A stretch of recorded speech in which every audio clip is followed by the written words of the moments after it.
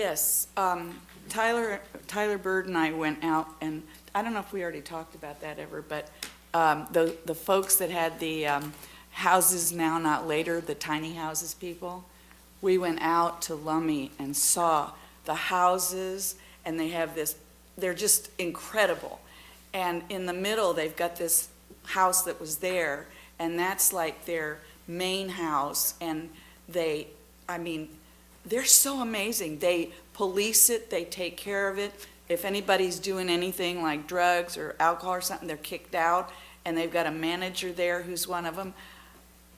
We got to do something like that for the county.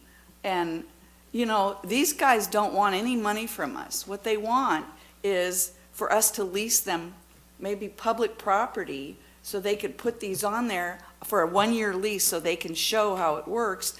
And if it works well and everybody's happy about it, then they could extend their lease. They're not asking for anything special, but they're doing a whole lot of the work themselves. They are doing it all themselves. So what I would like to see is that we figure out a way to make it happen instead of just hanging them up and hanging them up. It's amazing. We could do wonders. I'm sorry. I just get really excited when I think of what they've done. And I hope, Jack and Tyler, if you guys can go out there and see what's there and what they're doing, because you're the administration and you guys have to help us make this work. So thank you. Tyler had something. Nothing to report, but I think you're going to hopefully look at that in your committee. Oh, I think we've actually yeah, we do. We've already, you asked me, I gave it to Dana, she scheduled it, right? Nothing to. What? I wasn't in here for the conversation you just Oh, had. about the tiny houses? Oh, yes, I have that. She's scheduling it, yes. Yeah, that was important. On the same topic, on Sunday, I attended the homeless summit at Bellingham High. There were about 300 people. I think more than half of the people were the people who were discussing the issue of homeless.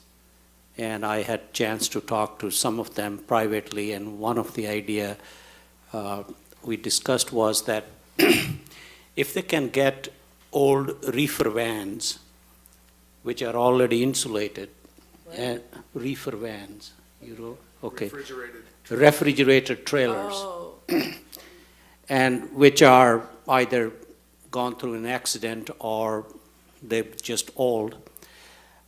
If they can get those, they can put two side by side, say 12 feet apart, and put a truss on it and put a plastic roof on it, and you can easily make 5, maybe 6 rooms, individual rooms on each one of those reefers on either side. And now you have a middle room for other, like a foyer, like a other area, and that can house 10 to 12 people. Now, where this come from, that many years ago when I was in Alberta, it was very cold there, and I had a project like that, and we were there for 3 years, and that's exactly what we did. We took these reefer vans, because they're insulated, put them side by side, parked them, and then made an office out of that. Of course, our roof was a little different. It was a business, and we had a little more money to make it better. But I think we don't have severe winters like Alberta does. And I proposed to them, now the issue with that is there is one more thing, that they can take one of more trailers and build bathrooms in there. That nothing else but just bathrooms in there. 5 or 6, male, female. Now, what we need to do is, as county administration, give them a space where they can park 4 or 6 of these trailers. And the onus will be on the management where there are hookups.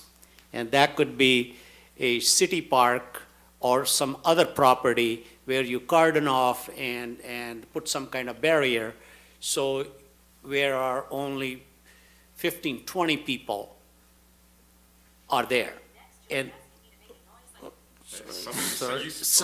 I'm the city is talking to me.